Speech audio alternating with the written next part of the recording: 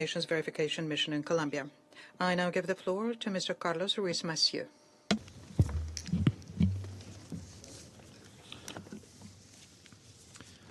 Спасибо, господин президент. Thank you, Mr. President. Presidente. President, it is an honor for me to be here before this Security Council in the presence of the President of the Republic of Colombia, Mr. Gustavo Petro. I should like, once again, to recognize his commitment to consolidating peace in Colombia, despite the many challenges and difficulties which he still faces in doing this. His vision of total peace, putting the implementation of the peace agreement at the heart of his endeavors and promoting dialogues with other groups, is a realistic response to the complex Colombian context. It is also a great pleasure to greet Mr. Diego Tovar, who is participating as a signatory and representative of the Comunes party. We appreciate his leadership and his work as a representative in the Commission for the Follow-up, Promotion and Verification of the Implementation of the Agreement, CV in Spanish. This is the first time that both parties are participating in person in the Security Council, which is a clear reminder of the bilateral nature of the peace agreement. Cooperation between the parties, making use of the architecture established by the agreement, remains essential to make progress with its implementation. I wish also to welcome the recent efforts of both parties when preparing this meeting to examine the state of implementation of the agreement and obstacles which it is facing, as well as identifying priority actions for the next few years. It is encouraging to see the intention of both parties to formulate a rapid response plan to accelerate the implementation of the agreement. I also appreciate the new functions allotted to the new Minister of the Interior to ensure dovetailing with the efforts at implementation by the government. This Council meeting is certainly an opportunity to have a fruitful dialogue with a long-term vision, and also to reiterate the commitment of the United Nations to continue supporting national efforts. Mr. President, distinguished members of the Council. Over the years, the continued commitment of both parties, combined with the work of key government and state institutions, have contributed to achieving substantial progress in implementing important aspects of the agreement. I would like to start by recalling the courage demonstrated by the thousands of men and women, former combatants, who willingly laid down their weapons and set about reintegrating into society and the country's political life. It is equally important to mention the work that has been carried out since that time by government officials and agencies to support former FARC EP members and their families. The challenge remains, however, to ensure the sustainability of the reintegration process in the long term, providing adequate housing, access to land, security, as well as to combat stigmatization against them.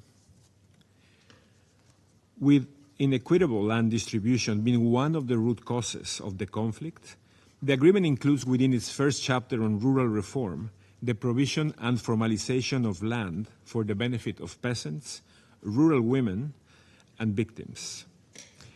This is one of the potentially most transformational aspects of the agreement. However, progress had remained stagnant until recently. I congratulate the government led by President Petro for prioritizing the comprehensive rural reform as seen in expanded budgets and the acquisition of land, even if more momentum is needed in order to reach the goal of 3 million hectares established in the peace agreement. I am also encouraged that the government has recently announced a renewed focus on bringing peace dividends to the regions most affected by conflict by investing in the development programs with a territorial focus, PEDETs. These programs were launched in the early years of the process following consultations with the participation of over 220,000 citizens. However, while nearly 40,000 of these initiatives have been completed to date, the credibility of the process lies in the successful implementation of all 33,000 proposed by the communities to meet the expectations generated among the population. I also call on the authorities to remain focused on the implementation of the ethnic chapter. The ethnic chapter was a major achievement of the Colombian peace agreement, product of consultation with ethnic groups in recognition of the disproportionate impact of the conflict on their communities. However, implementation continues to lag behind, requiring concerted efforts across state entities, as well as the continued support of the international community. The legislative branch, which has been key to advancing peace implementation since the signing of the agreement, still has an important role to play, including in rural reform. For example, Congress recently approved a bill which incorporates the agrarian jurisdiction into the Colombian judicial framework and defines its structure. However, another important bill to operationalize the jurisdiction is still awaiting action in Congress. This is an example of the importance of all state entities doing their part to advance implementation. Señor Presidente. President, after the agreement was signed, the absence of violence in the territories was short-lived. In the lack of a decisive effort by the state to fill the vacuums left behind following the laying down of weapons of the former FARC members, there was a gradual expansion of other armed groups, and this expansion continues today. As a result, there are now complex conflict dynamics in various zones, and these affect the everyday lives of communities, particularly indigenous and Afro-Colombian communities. The agreement provides for various tools to tackle the security situation in several regions of the country, including a policy to dismantle illegal armed groups and criminal organizations, a decree which the President has just enacted. The slow implementation of all of the measures on security guarantees provided for in the agreement has contributed also to the persistence of violent phenomena. Recently, following the killing of a well-known social leader, I accompanied the parties to the dialogue with the ELN in their visit to the south of the Bolivar department, an area where the expansion of armed groups and their fight for territorial control is endangering civilians. There, we heard from representatives of organizations and local leaders. I wish to recall here the importance of their work and their resilience to build peace. They clearly called for more security guarantees and social investment, and called for the continuation of the peace talks. This is not surprising in Colombia, since the Colombian people clearly continue to bank on peace. According to the most recent poll by the United Nations in conflict zones, over 80% of the citizens in these areas are in favor of dialogue as the main way to resolve conflict. I am also particularly concerned by the situation in the Cauca department, where there has been a resurgence of the impacts caused to civilians by armed actors. I particularly deplore the attacks with explosives which have led to the loss of life. Even in those places where the ceasefires are not in force, parties to the conflict have the responsibility to abide by international humanitarian law. As the Secretary-General has often said, even conflicts and wars have rules. I regret also the fact that in Miravalle, in the Caquetá department, which this council visited last February, and a place where former combatants were inspiring the world with their rafting ecotourism project, threats from armed groups have meant that they now have had to leave their homes and projects and livelihoods. Insecurity is clearly the main obstacle to reintegration and the success of the peace agreement. Since the signature of the agreement, 421 signatories have been killed.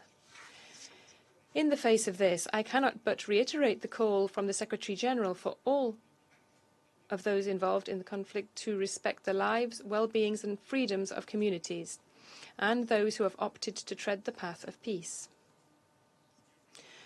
President, distinguished members of the Council, the complexity of the violent dynamics affecting Colombia require a multifaceted response. The implementation of the agreement must go hand in hand with complementary strategies to deactivate the persistent phenomena of violence. The communities need the implementation of the security guarantees provided for in the agreement against a backdrop of greater state presence, alongside measures for reducing violence agreed upon in the context of the various dialogue initiatives underway between the government and other groups. Undertaking these efforts simultaneously is necessary and strategic to move towards peace. In this regard, the role played by the United Nations aims to foster the development of such simultaneous efforts. Above and beyond the verification and implementation of the 2016 agreement, the United Nations has also responded to the calls by the parties to support the calls by the government and other parties to support the current initiatives at dialogue. In the case of the dialogue between the government and the ELN, we have been assisting them in the important work of their dialogue, which has often shown its ability to reach significant decisions, despite the challenges which are inherent to any negotiating process. Given the current crisis, I encourage the parties to fulfill the expectations of Colombian society and to overcome the current paralysis on the table. It is fundamental for this, for both parties to make decisive steps which will allow the preeminent role of the national dialogue to be re-established and for mutual trust to be restored. As a result of the talks between the government with various parts of the self-proclaimed EMC, territorial development measures are being established in some regions. At the same time, these discussions are also facing significant challenges with the fragmentation of the group and a resurgence of violence in other regions. It is fundamental for the parties to establish a negotiating agenda with a view to transitioning to peace. President, ceasefires are a useful tool in situations of armed conflict, on the one side to contain the violence between the parties and their effects on civilians, and on the other side to allow for trust to be built between them. This is fundamental for any peace process. I wish to underscore the fact that whilst the impact of the bilateral ceasefires are restricted in some regions due to the presence of a proliferation of armed actors, they are a significant step in the right direction. And I take this opportunity to encourage the parties to extend the ceasefires and thus broaden their reach. Finally, I welcome the establishment of the peace dialogues between the national government and the Segunda Marquetalia in Caracas, Venezuela on the 24th of June. And I urge the parties to establish solid foundations so that the process contributes to breaking the cycles of violence which the civilians in particular suffer from and lead to peace in Colombia. Mr. President, transitional justice lies at the heart of the peace agreement. As the Special Jurisdiction for Peace continues its critical work, differences persist with signatory of the agreement regarding the scope of some of its proceeding. In a joint effort with the guarantor countries, I have sought to foster constructive dialogue between all actors in the search for a solution. This is fundamental for enabling the transitional justice process to continue assisting Colombia in its transition from conflict to peace. Mr. President, distinguished members of the Council, as this Council witnessed during its visit to the country, Colombia's efforts in building peace have been manifold and have yielded some promising dividends, while significant challenges remain.